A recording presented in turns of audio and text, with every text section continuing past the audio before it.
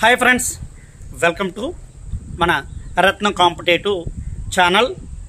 Friends, ఇది నా request. ఇది దయచేసి చాలామంది నాకు వేలల్లో కాల్స్ వస్తున్నాయండి. మీకు ముందు నుంచి కూడా ఈ టెట్ కేసుకి సంబంధించి డిఎస్సికి సంబంధించి నీతి నిజాయితీగా ఉన్నది ఉన్నట్లుగా మీరు ఆలోచించుకోండి.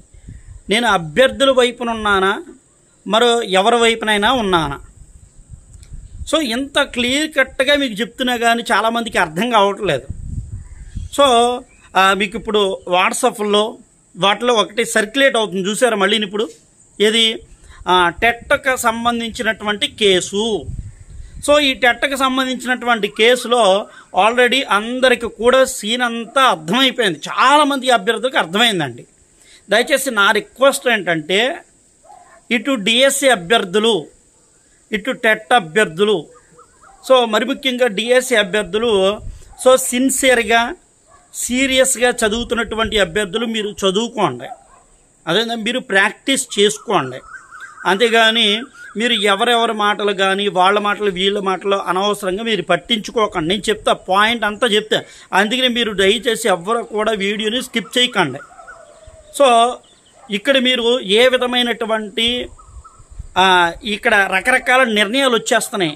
ప్రెషర్ ఎక్కువైపోయి వారికి మానసికమైనటువంటి శారీరకమైనటువంటి చుట్టుపక్కల ఉన్నటువంటి వాళ్ళతోనూ వీళ్ళతో ఉన్నటువంటి ఆ బాధ, ఆవేదన అవన్నీ మైండ్ గుచ్చుకుని పోయి చదవలేని పరిస్థితుల్లో కొంతమంది అభ్యర్థులు సూసైడ్ చేసుకోవడానికి అటెంప్ట్స్ ఇలా ప్రయత్నం చేస్తున్నారు. దయచేసి మీరు అలాంటి పనికి రాని విషయాలన్నీ దూరం పెట్టండి ఫస్ట్, దయచేసి. ఓకేనా? ఎందుకంటే కొంతమంది అనాలోచితంగా తీసుకుని ఈ యొక్క నోటిఫికేషన్ లేట్ అయ్యి అంటే ఎగ్జామ్స్ అన్నీ పోస్ట్పోన్ అయిపోయి ఆ తర్వాత జరిగిపోయినటువంటి దాన్ని ఎవరు కూడా ఏమీ చేయలేరండి. కాబట్టి మీ వంతు మీరు చదవండి, ప్రయత్నం చేయండి అన్నాం. కొంతమంది ఇప్పుడు 23వ తారీఖు అండి చెబుతాను. దయచేసి నేను మీకు మంచి చెప్తున్నాను కదా. 23వ తారీఖు అంటే దీన్ని షార్ట్ డేట్ అంటారు. ఆల్రెడీ వాట్సాప్లో ఇది ట్రైనింగ్ అవుతుంది కదా. నేను ఇంకా నాకు అఫీషియల్గా అయితే కనుక వెళ్ళినటువంటి ఆ టీమ్ లీడర్స్ అనేవాళ్ళు నాకు పూర్తి స్థాయిగా చెప్తే దానికి సంబంధించి అక్కడ జరిగిందంతా కూడా తెలుసుకున్న తర్వాత నేను మీకు చెబుతా. అవసరమైతే దాంట్లో డౌట్లే. ఇప్పుడు వచ్చినటువంటి దాని గురించి నేను చెప్తున్నా. 23వ తారీఖున ఈ నెల 23వ తారీఖున, ఈ నెల ఎప్పుడో కాదు, ఈరోజు 20నండి. ఇంకొక 3 రోజులు కదా, 3 రోజులు. చాలామంది ఏంటంటే ఇంకేముందా, అంతా అయిపోయింది టెట్ అంతా. 23వ తారీఖున అయితే ఆల్రెడీ కంప్యూటర్లో జనరేట్ చేయడం జరిగింది. మరి కొంతమంది ప్రబుద్ధులు ఉన్నారు కదా, ప్రబుద్ధులు యూట్యూబ్లో రకరకాలుగా వీడియో చేసేసి టెట్ కేసు ఏమంది జూలై 15కి వాయిదా వేసింది. నేను ముందే చెప్పా బాబు, అది కేసు యాక్టివ్గా ఉండేది. అర్థమైంది మీకు? కేసు కేవలం యాక్టివ్గా ఉండేది మాత్రమే. ఈలోపు మీకు హీరింగ్కి వచ్చి ఇవంతా కూడా కంప్లీట్ అయిపోతుంది. అది యాక్టివ్ డేటు అంతే, జూలై 15 కాదు. మరి ఇవాళ 23వ తారీఖు ఇచ్చారు, ఏం చెప్తారు సమాధానం? ఏం చెప్తారా? మీకు 2-3 రోజులు చెబుతాను. ఇవాళ జరిగిందయ్యా 3 రోజుల్లో 3 రోజుల్లో మనకి ఇప్పుడు ఈ ప్రభుత్వం చెప్పాలి. చెప్తే ఖచ్చితంగా అయితే ఏమవుతుందంటే అక్కడ మనకి అభ్యర్థులకు ఒకవేళ ఫర్ ఎగ్జాంపుల్ మీకు ఏ 25నో పరీక్ష అనుకోండి, ఈ వాటికి ఇక్కడ ఏమొస్తుంది అంటే జరిగేదాన్ని బట్టి స్టే వస్తుంది. అదేనా, జరిగేదాన్ని బట్టి స్టే అంటారు.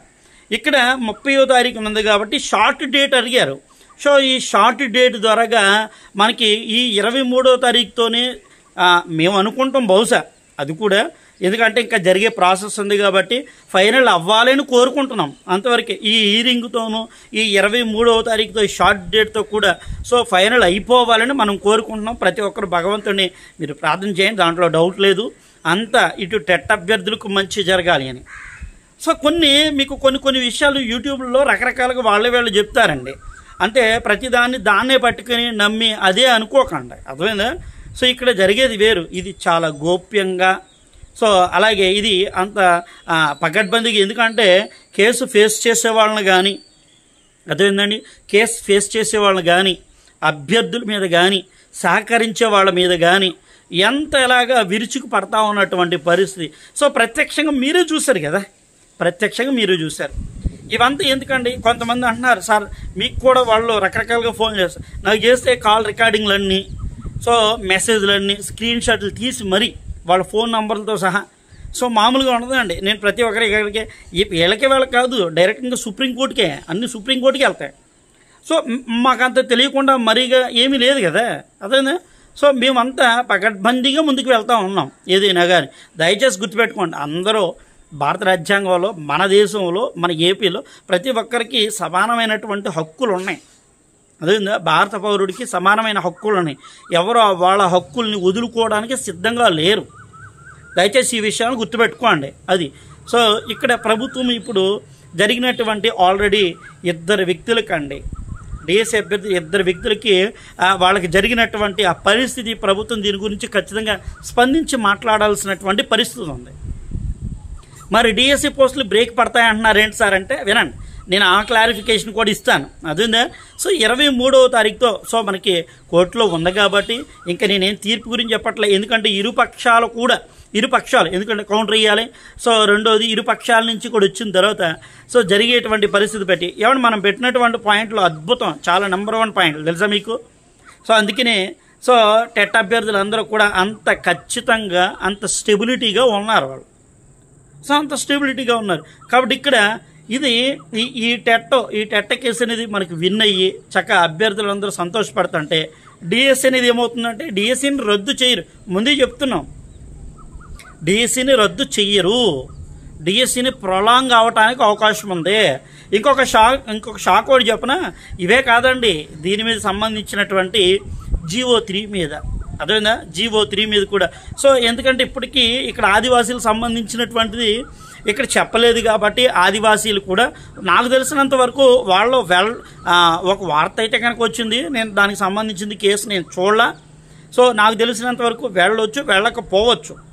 అదే ఎందుకంటే ఇక్కడ ముఖ్యమంత్రిగా చంద్రబాబు నాయుడు గారు హామీ ఇచ్చారు, మేము న్యాయం చేస్తాం, 100కి 100% మీకు ఇస్తామని చెప్పారు. మరి ఇంతవరకు కూడా దాని గురించి ఈరోజు క్యాబినెట్లో దాని గురించి ఏమైనా చర్చకు వచ్చిందంటే కనుక ఎక్కడ కనపడలేదండి. ఆ పరిస్థితి కూడా ఉంది అభ్యర్థుల. సో దయచేసి దృష్టిలో పెట్టుకోండి. ఇప్పుడు ఎవరెవరో రకరకాలుగా 15వ తారీఖు జూలై 15 అన్నారుగా, ఇప్పుడు ఏమైనా వాళ్ళు వీడియో చేయగలుగుతారా, వాళ్ళు ఏమైనా చెప్పగలుగుతారా? మీరు దయచేసి చూడండి. ముందు నుంచి చూస్తున్నాం, బాబు కంగారు పడకండి, ఏమంటే షార్ట్ డేట్ అండి ఇది, షార్ట్ డేట్. కానీ ఇంకోటి చెబుతున్నా, ఇది కూడా చెప్పాను మీకు, చెప్పిందే చెప్తున్నారు అనుకోకండి దయచేసి. అది చెప్తున్నా. ఎందుకంటే మనకి మిత్రులు పూర్తి స్థాయిగా మనకు ఆయా విషయాలన్నీ కూడా వస్తాయి. వచ్చిన తర్వాత అసలు జరిగినటువంటి ఆ పరిస్థితి ఏంటి, ఏ విధంగా జరిగింది, సో అదంతా కూడా నేను మీకు చెప్తాను. చాలామంది సుప్రీంకోర్టు లైవ్లు చూస్తున్నారు, లైవ్లా అంటాం, అదేందండి లైవ్లా అంటాం. సో ప్రతి ఒక్కరు సుప్రీంకోర్టు లైవ్ చూస్తున్నారు, అందరూ చూడండి, అన్ని విషయాలు తెలుసుకోండి. ప్రతి ఒక్కరు మీరు తెలుసుకోవాలనే కదా, అదేనా. సో భారతదేశంలో అత్యున్నతమైనటువంటి సుప్రీంకోర్టు మనకి అభ్యర్థులకు ఖచ్చితంగా అయితే కనుక మనం ఇచ్చినటువంటి ఎవిడెన్స్లు, అది గుర్తుపెట్టుకోండి, అదేనా, మనం ఇచ్చిన ఎవిడెన్స్లు సో ఈ యొక్క నియమ నిబంధనల ఆధారంగా అభ్యర్థులకు అయితే ఖచ్చితంగా న్యాయం జరుగుద్ది, ఏమాత్రం సందేహం లేదు. అలాగే ఇంకొక విషయం అండి, దయచేసి మిత్రులారా, ఎందుకంటే ఇక్కడ నేను మీకు చాలామంది డిఎస్సి ప్రిపేర్ అయ్యే వాళ్ళు ఉన్నారు కదా, ఏమంటే గ్రాండ్ టెస్ట్లో నిజంగా మీకు గ్రాండ్ టెస్ట్లు కావాలనుకుంటే చక్కగా నేను టాప్ గ్రాండ్ టెస్ట్లన్నీ కూడా మీకు మన వాట్సాప్ గ్రూప్లో ఏర్పాటు చేస్తున్నాను. మీకు స్క్రోలింగ్ అవుతుంది కదా, కేవలం 300 అండి, కేవలం 300. సో ఒక క్వాలిటీ ఒక క్వాంటిటీ. పైకి ఇంకొకటి ఏంటంటే ఈ డిఎస్సి ప్రిపేర్ అయ్యేవాళ్ళు, టెట్కి ప్రిపేర్ అయ్యేవాళ్ళు, ఏమన్నా డిఎస్సి గ్రాండ్ టెస్ట్లు అన్న వాళ్ళకి సో పలానా టాపిక్ నాకు డౌట్ ఉంది సార్, పలానాది ఇది ఉంది సార్, అది ఉందంటే దానికి సంబంధించినంతా కూడా గుర్తుపెట్టుకోండి. వాటికి సంబంధించిన ప్రతి విషయాన్ని కూడా వాళ్ళకి కీ పాయింట్స్ నోట్స్ కూడా ఇస్తున్నా. ఏమన్నా ఇంతలో ఇచ్చేవాళ్ళు మీకు ఎవరో ఉండరండి, అదేనా. సో ఇది గుర్తుపెట్టుకోండి, రత్నం సార్ ఎప్పుడు అభ్యర్థులు తరపుంటాడు. సో ఇటు ప్రభుత్వానికి ఆలోచన చెయ్యాలి. ఎస్ ఓకే, ఈ కేసు ఇలా అయితే వెంటనే ప్రభుత్వం కూడా రియలైజ్ అయ్యి సో అభ్యర్థుల తరపున ఉంటే కనుక నిజంగా సో అభ్యర్థులందరూ కూడా కొంతమేరకైనా సరే ఊరట కలిగి సంతోషపడతారు ఈ కేసు ద్వారాగైనా కానీ. సో అది ఓకేనండి.